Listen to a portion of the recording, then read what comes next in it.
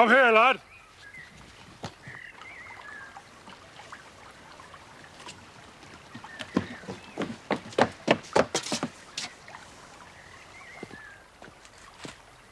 What are you doing on my property? Come to claim back what's rightfully mine, sir. That thieving young rascal made off with some horseshoes and a bag of nails from my smithy.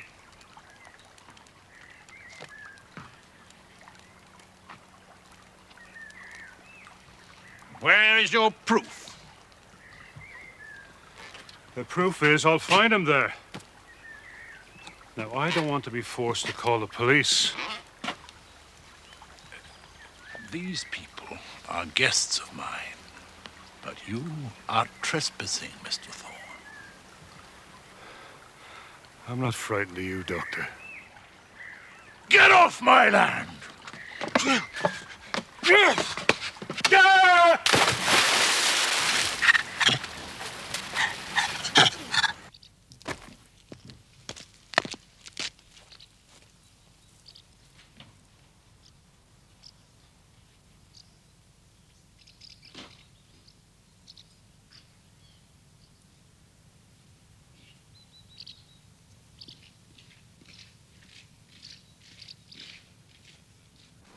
Please come back soon.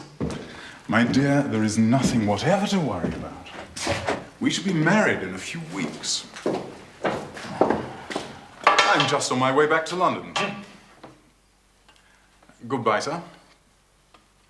And thank you for a most pleasant weekend. I mean to improve my game of chess before my next visit. Yes, I see. You weren't an unworthy opponent. Thank you, sir. I'm just seeing Percy down to the gates, Father. Here.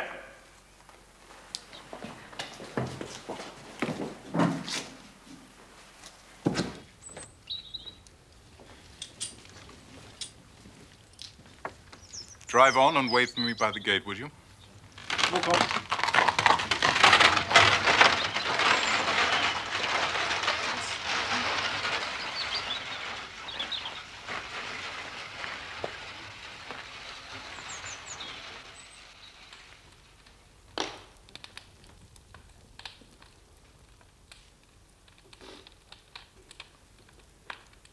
The fellow is trespassing. He had a ducking, and that is all. Father, I cannot believe that Thorne would deliberately... Damn it, woman! Are you part of the conspiracy against me, too? No, Father. I live here.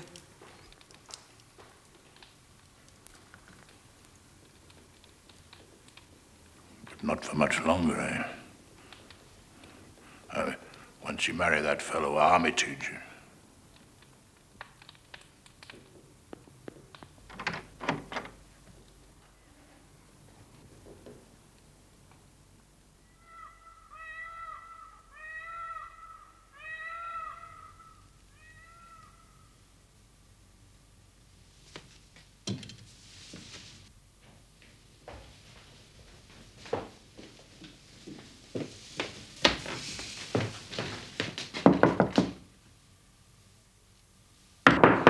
Yes, what is it?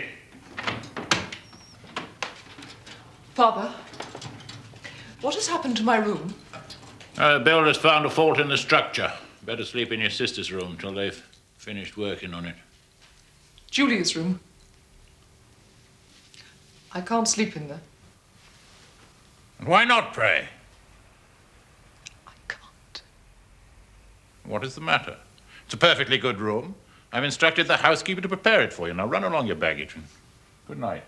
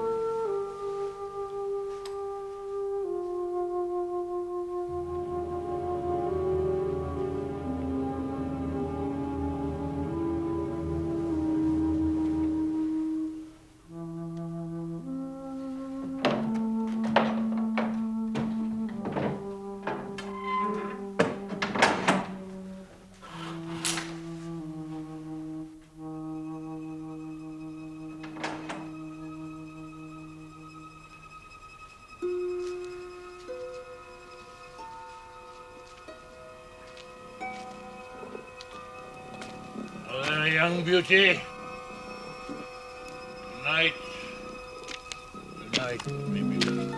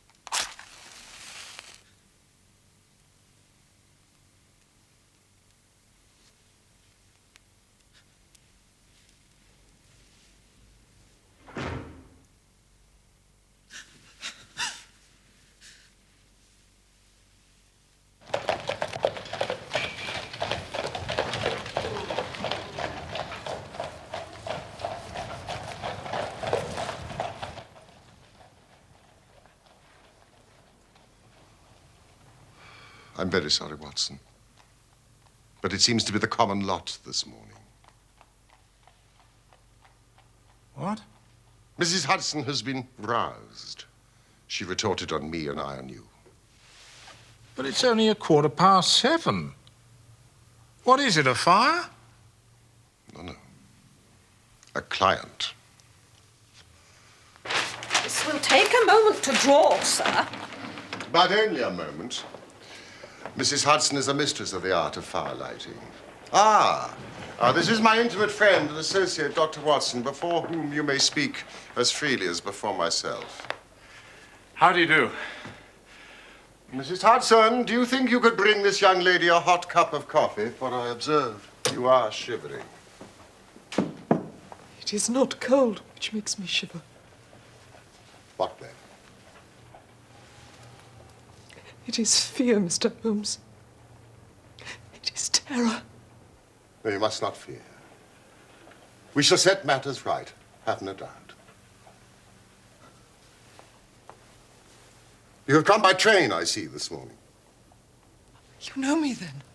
No, but I observe the second half of a return ticket in the palm of your left glove. You started early, but you had a drive in a dog cart along heavy roads before you reached the station. But there's no mystery, my dear lady. The left arm of your jacket is spattered with mud in no less than 7 places. The marks are fresh. There is no vehicle, save a dog cart, which throws up mud in that particular way. And then only when you sit on the left-hand side of the driver. You are perfectly correct. Sir, I can stand the strain no longer. I shall go mad if it continues. I have heard of you from Mrs. Farintosh, whom you helped in the hour of her sore need. Farintosh.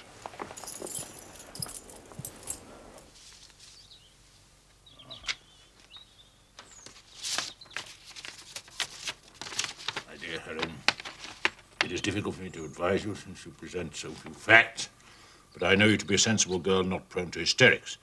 As one of your poor dear mother's oldest friends, I can only suggest that if your fears persist, you should contact Mr. Sherlock Holmes at 221B, Baker Street. Farintosh, oh yes, I do remember the case. It concerned an opal tiara. I think it was before your time, Watson. Thank you, Mrs. Hudson. Sir, do you not think you could help me too? At present it is out of my power to reward you, but in a few weeks I shall be married with control of my own income. I shall be happy to devote the same care to your case as to that of your friend. As for reward, my profession is its own reward. But you are at liberty to defray whatever expenses I may be put to at the time which suits you best. And now, I beg you, lay everything before us which may help us form an opinion upon this matter. My name is Helen Stoner. I live with my stepfather, Dr. Grimsby Roylott, who is the last survivor of one of the oldest Saxon families in England. The Roylotts of Stoke Moran, the name is familiar to me. He is a doctor by profession, a skilled one. For some years he had a large and flourishing practice in India, in Calcutta. Dr. Watson. has also practiced medicine in India. Yes. Attached to the 5th Northumberland Fusiliers. And pray continue, Miss Stoner. In Calcutta, he married my mother. She was the young widow of Major General Stoner of the Bengal Artillery. I was only 2 at the time of Mother's remarriage, and my sister, Julia, was 5 years older. Our mother had a considerable sum of money, not less than 1,000 a year, and this she bequeathed to Dr. Roylott entirely while we resided with him. Forgive me, your mother has passed on? Shortly after our return to England, she was killed in a railway accident near Crewe. My stepfather then abandoned his attempts to establish himself in practice in London and took us to live in his ancestral home at Stoke Moran. But the money your mother left you was enough for all your wants, so that was no obstacle to your happiness. A terrible change came over my stepfather. Instead of making friends and exchanging visits with our neighbours, who at first were overjoyed to see a Roylott back in the family seat, he shut himself up in the house and indulged in ferocious quarrels. At times it was, and still is, hard to keep him out of the police courts. He's become the terror of the village. Does he permit any visitors? None, save my fiancée and some wandering gypsies. Gypsies? Vagabonds, whom he has given leave to encamp on his land. Sometimes he goes away with them for days at a time. You can imagine from what I'm saying that my poor sister Julia and I had no great pleasure in our lives. No servant would stay long, so we did all the work of the house. She was but 30 when I lost her. But already her hair had begun to whiten, even as mine has. Your sister's dead? Just 2 years ago. It is of that I wish to talk to you. Oh, yes, yes. Oh, no. Watch this. Watch. Living the life we did, we were little likely to see anyone of our own age and position. But we were occasionally allowed short visits. 2 years ago, Julia met a half-pay major of Marines to whom she became engaged. Your stepfather approved of the match? He raised no objection at all. But a fortnight before the wedding, the terrible event occurred which deprived me of my only companion. Pray, be precise as to details. It is easy. Every event of that night is seared into my memory. It was late, about 11. Julia had come into my room.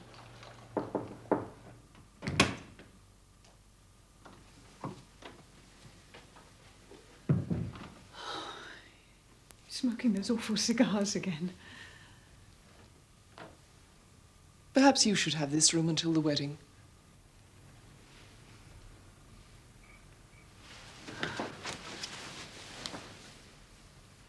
Oh, Helen.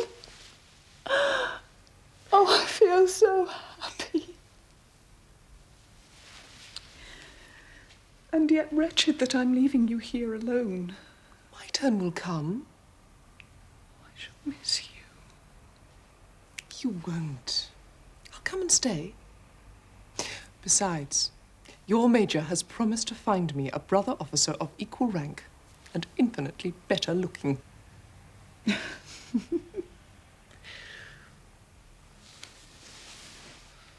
darling, what is the matter?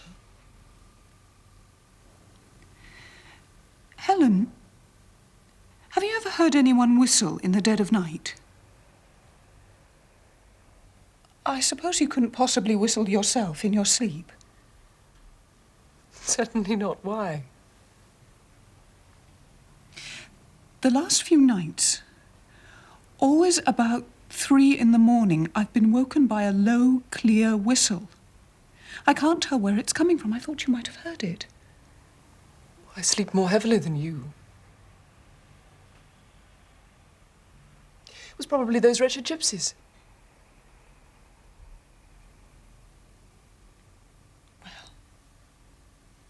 Never Never mind.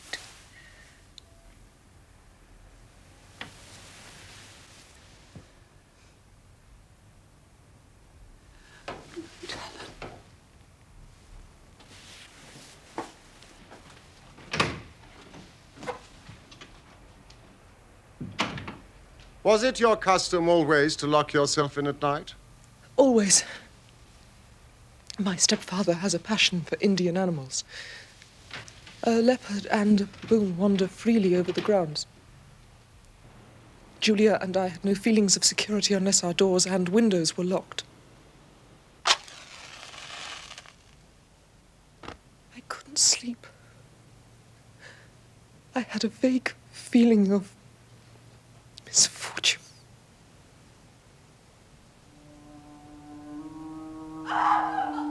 Julia!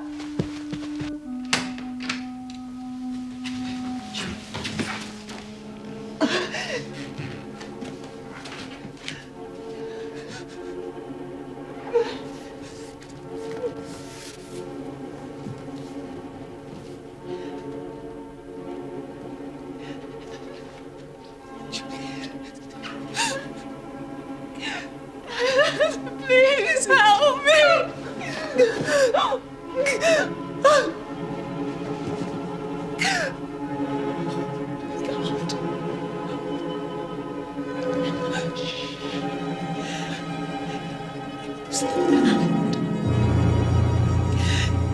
Speckled Band.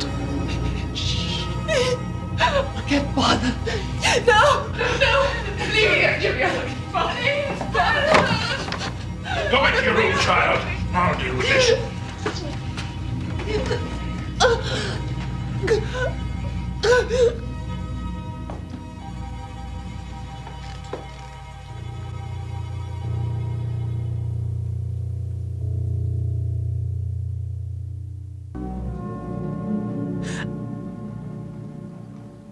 I am sorry, gentlemen. My sister and I were very close. Yes, indeed. What an awful experience.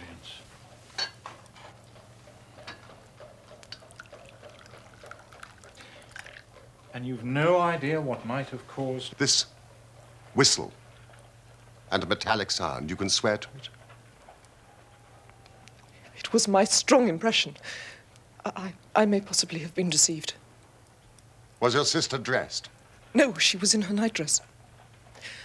On the floor there was a candle and the charred stump of a match. Which means something must have woken her up, and she struck a light to see what the matter was.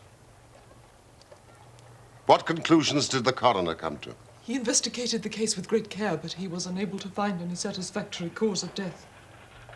And your evidence would have shown that the door was fastened on the inner side, the windows blocked by shutters, secured every night. It is certain, therefore, that your sister was alone when she met her end. Yes. Besides, there were no marks of violence upon her. What about poison? The doctors examined her for it without success. What do you think this unfortunate lady died of, then? It's my belief that she died of pure fear and nervous shock. Though what it was which frightened her, I cannot imagine. What do you gather from the allusion to a band, a speckled band? Delirium. Or some band of people. The gypsies at the plantation, the spotted handkerchiefs they wear around their necks. These are very deep waters. What happened after your sister's death? My life was lonelier than ever. Until a month ago, when a dear friend of mine, whom I've known for many years, did me the honor to ask for my hand in marriage. His name is Mr. Percy Armitage. And you are to be married within a few weeks. So what prompted you to come here when your life seemed set so fair? Yesterday, some repairs were started and my bedroom wall was pierced, so that last night I was forced to move into the chamber in which Julia died, to sleep in the very bed in which she slept. Imagine my terror when I was awoken by the same low whistle which had been the herald of her own death. You lit a lamp. Yes, but nothing was to be seen. I was too shaken to sleep. I dressed and slipped out of the house. I got a dog cart at the Crown Inn and came to London with the one object of asking your advice. You did wisely.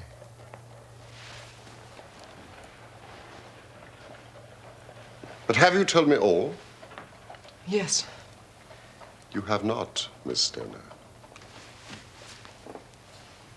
You are shielding your stepfather. He is a hard man, but he's still the only father I have known. I'd say it was time for some breakfast. But there are 1,000 details I desire to know before I decide on a course of action. If we were to come to Stoke Moran today, could we see over these rooms without the knowledge of your stepfather? As it happens, he spoke of coming to town today on some business. And the workmen? I have seen none. We have a woman who comes to clean from the village, but only in the morning. There should be nothing to disturb you. Excellent, Watson. You're not averse to this trip. By no means. Then we will be with you in the early afternoon. I shall be there for your arrival. You'll stay for some breakfast, surely. Thank you, no.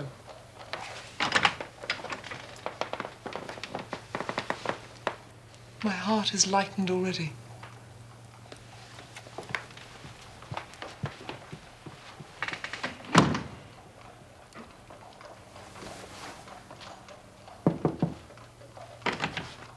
Ah, Mrs. Hudson.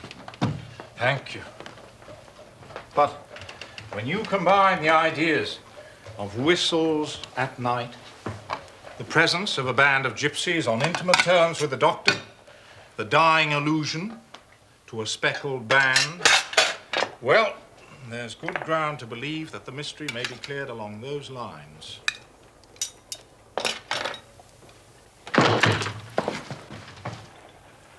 Which one of you is Holmes? My name, sir. But you have the advantage of me. I am Dr. Grimsby Roylott of Stoke Moran.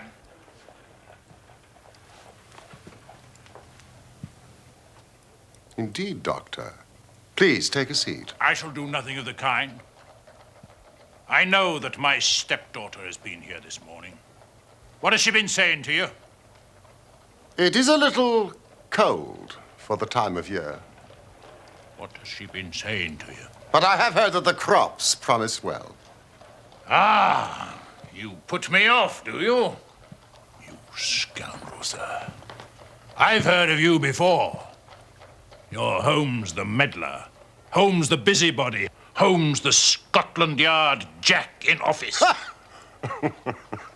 Your conversation really is most entertaining. If you would close the door on your way out, as there is a decided draft. I will go when I've had my say. And don't you dare to interfere in my affairs. I know that Miss Stoner has been here.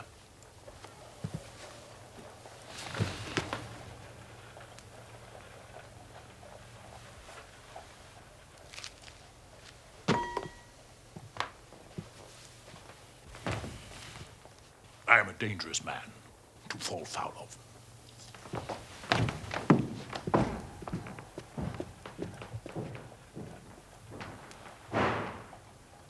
Thank you, Mrs. Hudson. Just another client.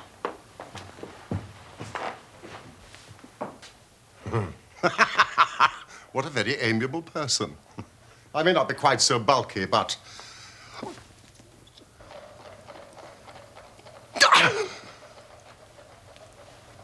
Fancy his having the insolence to confound me with the official detective force.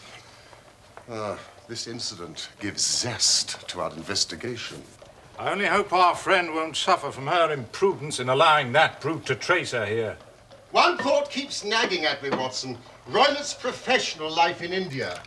If it was so successful, why would he exchange it for a life of aristocratic penury? My friend Coombs would know.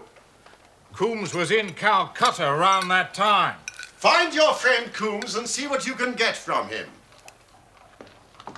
I shall walk down to Doctors' Commons, where I hope to get some data which may help us in this matter. Let us meet again at 1 under the clock at Waterloo Station. That is, if you've finished your breakfast by then. Oh, and your revolver. I would be obliged if you would slip it into your pocket. Neely number 2 is an excellent argument against gentlemen who can twist steel pokers into knots. That and your toothbrush are, I think, all we need. I've seen the will of the deceased wife. Her annual income at the time of her death was a little short of £1,100. But due to the fall in agricultural prices, it is now no more than £750. Each girl, in case of marriage, could claim £250. So if both girls had married, our beauty, Grimsby Roylott, would have had a mere pittance. And even one marriage would ruin him. He had the strongest possible motive. Oh, did you manage to find Coombs? Yes, I did. He proved rather hard to locate, but I finally managed to get him through Swanson at Barnes. He did know Roylott in Calcutta, confirmed what the girl had said, and added one intriguing fact. Now, it seems that a series of robberies had been perpetrated in his house, and suspicion fell on his native butler. Roylott promptly seized the man and, in a fit of anger, beat the poor fellow to death. Narrowly escaped a capital sentence, but suffered a long term of imprisonment and returned to this country a morose and disappointed man. Ah, Watson. It's a wicked world. And when a clever man turns his brain to crime, it's the worst of all.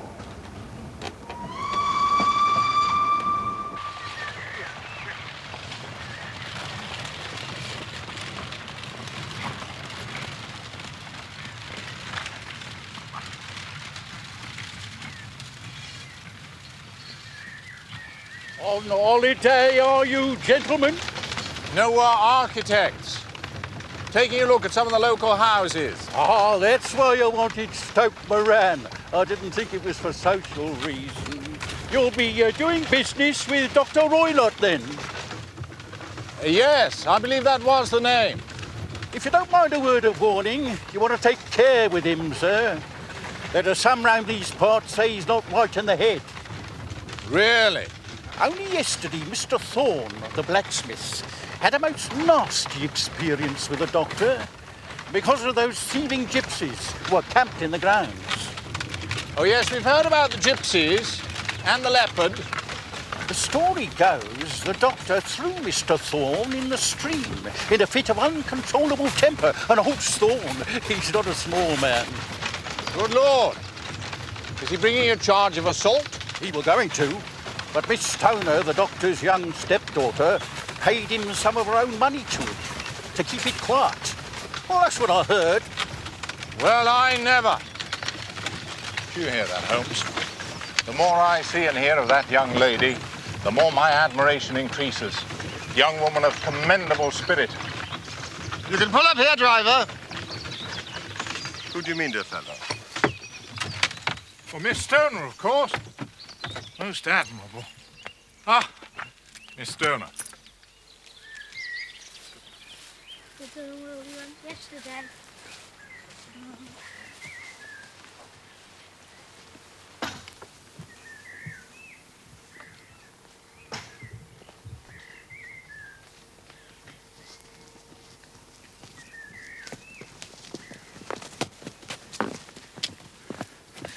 All has turned out splendidly. Dr. Roylott has gone to London and he won't be back before the evening.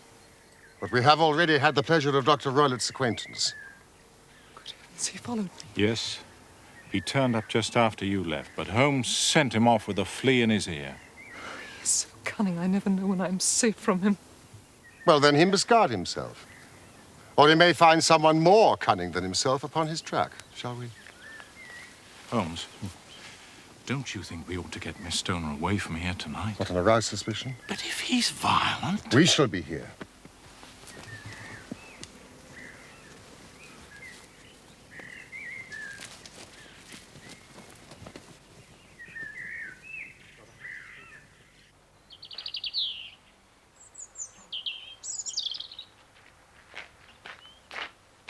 So, this is Dr. Royle's room. This formerly your sister's. And this your room? Yes, but I'm now sleeping in this one. Ah, pending the alterations. Miss Stoner, may I ask something? That's unusual, isn't it? Bedrooms on the ground floor? The bedrooms were moved downstairs when so much of the house fell into decay. Oh, yes, of course. How sad.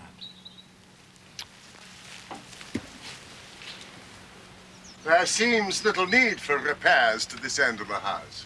There are none. I believe it was an excuse to move me from my room. Ah, that is suggestive. Now, Miss Stoner, would you be so kind as to go into the room in which you are now sleeping and bolt the shutters?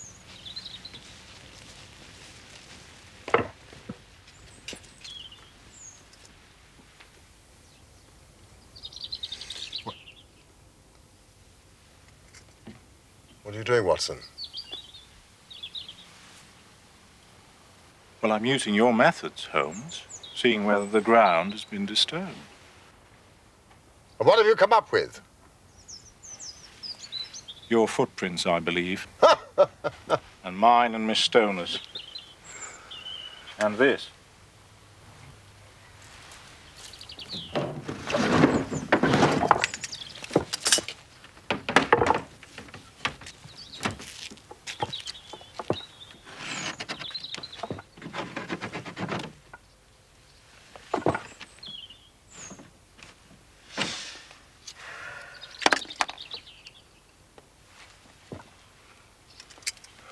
No one could pass these if they were bolted.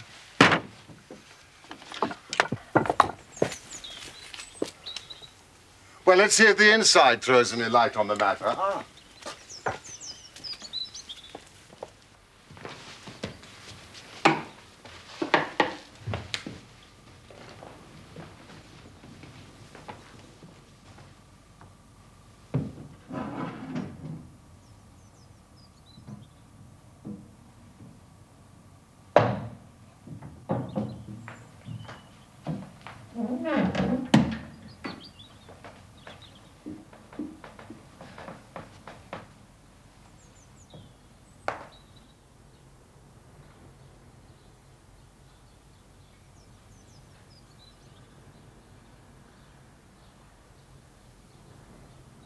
Where does that bell communicate with? It goes to the housekeeper's room. It looks newer than the other things. Yes, it was only put there a couple of years ago. Ah, your sister asked for it. I never heard of her using it. We used to get what we wanted for ourselves. Indeed. You will excuse me while I satisfy myself as to this floor.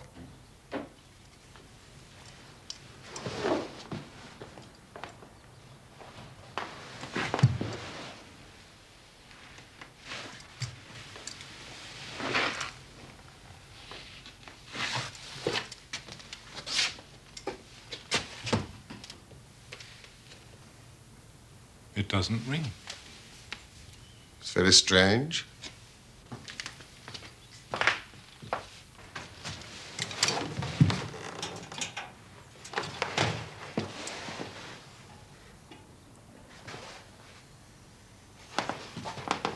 A ventilator into another room.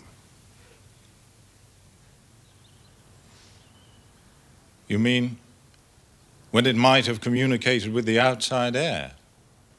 That is also quite modern. Indeed.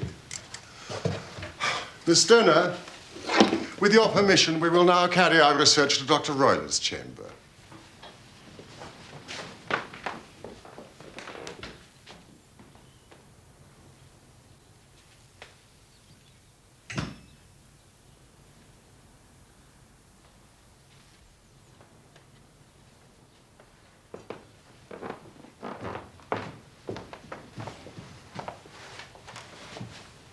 What's in here? My stepfather's business papers. Ah, you've seen inside it, then? Only once. Some years ago. I remember it was full of papers. Is there a cat in there? No. What a strange idea. Well, look at this. No, we don't keep a cat. Ah, well. A leopard is a large cat, after all. Yes, but a saucer of milk wouldn't go far in satisfying a leopard. Leopard is kept on a leash, is it? This sort of leash, Watson? What do you make of it? Well, it's a common enough dog leash, but I don't know why it should be tied. We have no dog. Thank you, Miss Stoner. I have seen enough.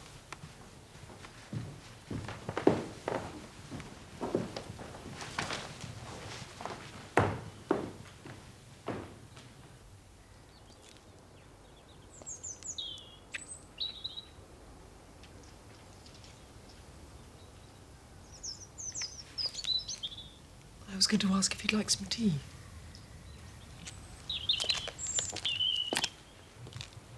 Miss Stoner, it is very essential that you absolutely follow my advice in every respect. Your life may depend on it. I assure you that I'm in your hands. Now, in the first place, on the way here, we passed a small cottage. The shell house? Would the windows of your sister's room be visible from there? Yes. You are sure?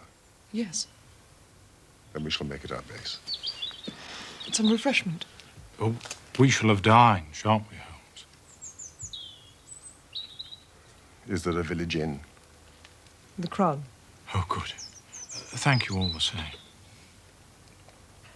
Now, Miss Stoner, when your stepfather returns, you must confine yourself in your room on pretense of a headache. Then, when you hear your stepfather retire for the night, you must go to the windows, undo the hasp, open the shutters, and leave your lamp on the windowsill as a signal to us. Then withdraw with anything you may want for the night to your old room. I've no doubt that in spite of the repairs, you could manage there for one night. Oh, yes, of course. And now we must leave. If Dr. Roylott should return and find us here, our journey would be in vain. I believe, Mr. Holmes, that you've already made up your mind. For pity's sake, tell me the cause of my sister's death. Be brave. If you do as I have told you, rest assured we shall soon drive away the dangers that threaten you.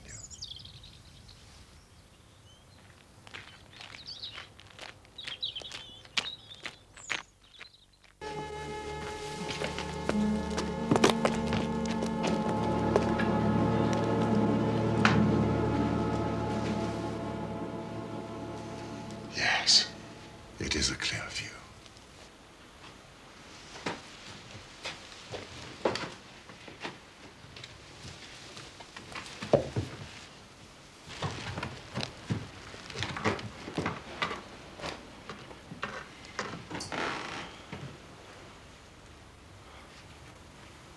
You expecting this to take all night, Holmes? It's possible. Anything's possible.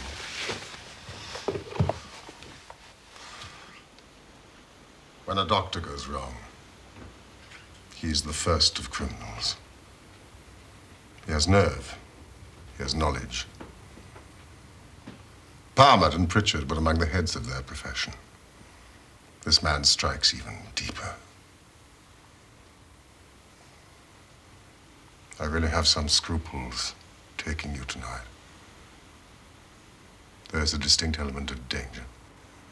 If I can be of assistance. It's very kind of you.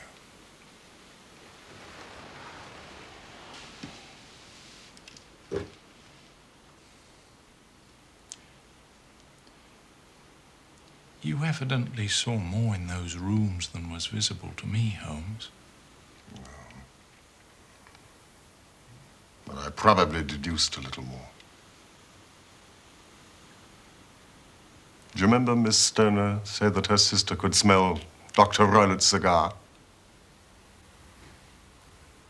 Well? The ventilator.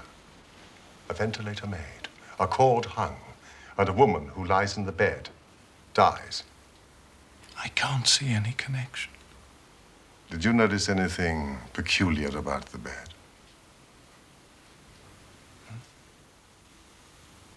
It was clamped to the floor. Could not be moved. Had to remain in the same relative position to the ventilator and the rope, for so we may call it, since it was clearly never made for a bell pull.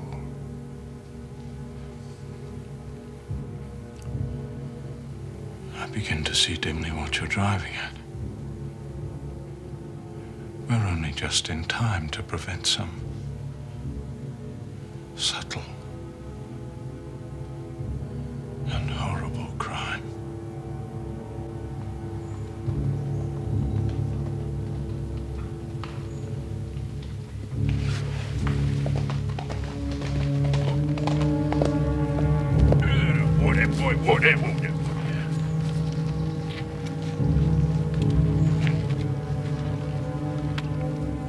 Have a look at that. Yep. Good night.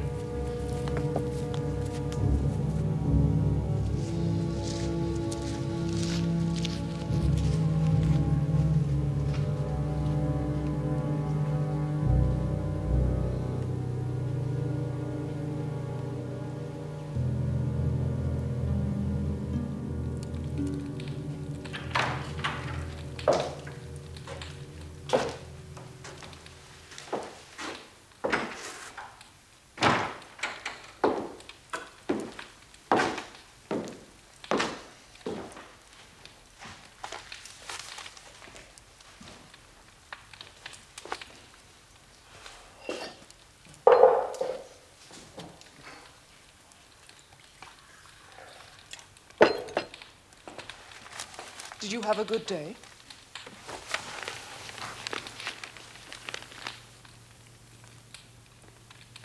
Not without interest.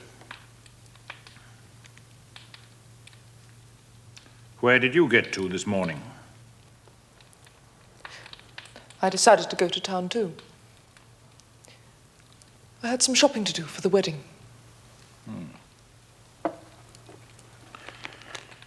You knew I was going up. We might have traveled together.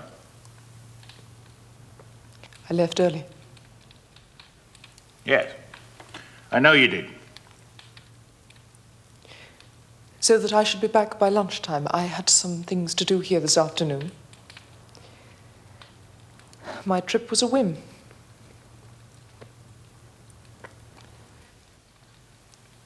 You always were a good little liar.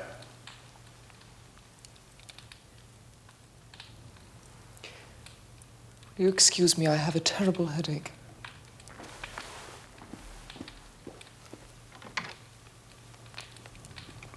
Holmes the meddler. Holmes the busybody. Holmes the Scotland Yard Jack in office.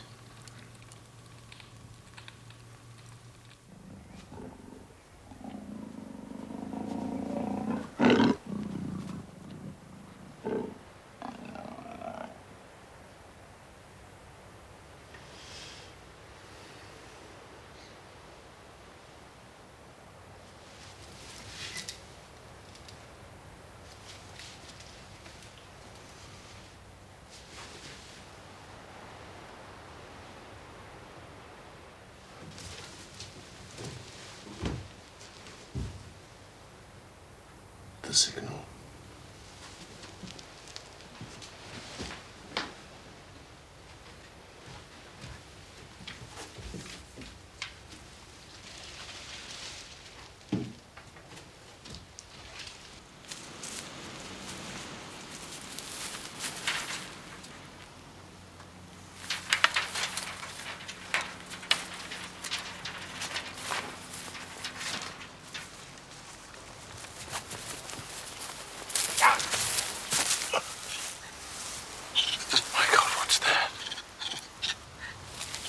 It's the baboon. This is a nice household.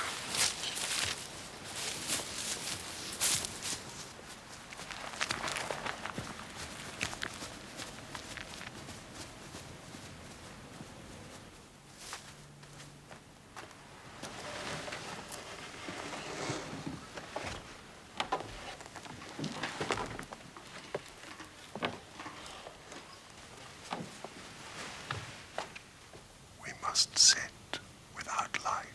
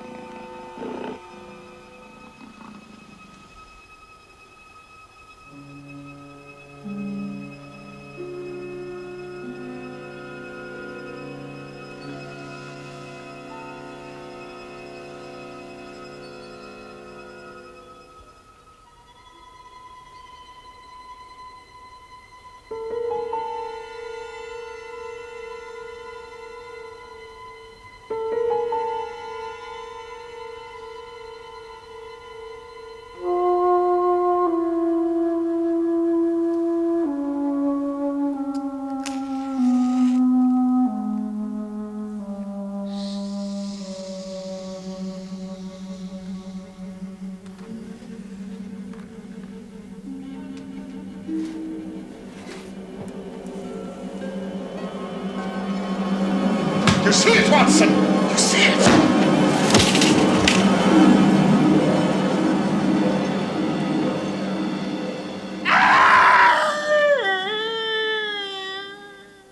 What can it mean? It means that it's over. And perhaps for the best. Come, Watson. Bring your pistol.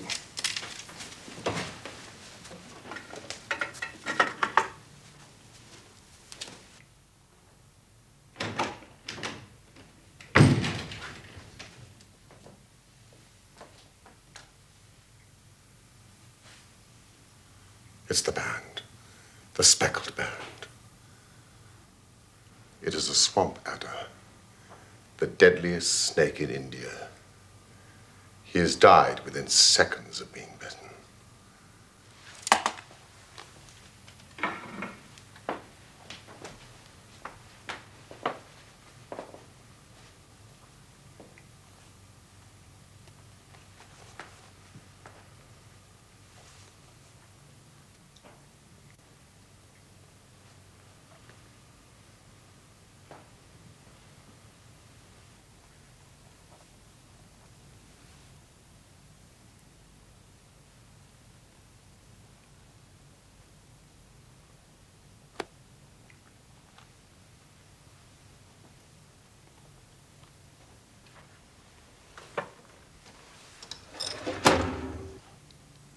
Violence does, in truth, recoil upon the violent. And the schemer falls into the pit which he digs for another. The idea of a snake occurred to me when I coupled it with the knowledge that the doctor was furnished with a supply of creatures from India. A form of poison, Rapid and lethal. which couldn't possibly be discovered by any chemical test. It might or might not bite the occupant of the bed. She might escape every night for a week, but sooner or later, she must fall a victim. Oh, my poor Julia. The doctor had trained the snake, probably with the milk, to to return at the sound of a whistle. The very whistle which you and your late sister heard. My inspection of the chair in Dr. Roylett's room had shown that he had been in the habit of standing upon it to reach the ventilator. Last night, when I attacked the snake and drove it back through the ventilator, I roused its snakish temper, causing it to turn upon the next person that it saw. Dr. Grimmersby Roylott. So you, Holmes, were indirectly responsible for his death. I cannot say that it is likely to weigh very heavily on my conscience.